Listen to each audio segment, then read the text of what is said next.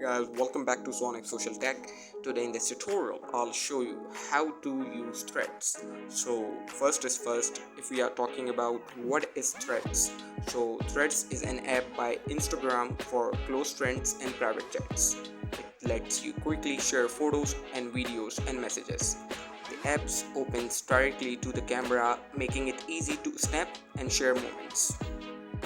Threads has an auto status feature that updates your status based on your location and activity. You can create a close friend list to share moments only with them. It also connects with Instagram Direct, so you can keep your conversation going. Threads is a great for casual visual communication with close friends. If you want an easy way to stay in touch, try Threads.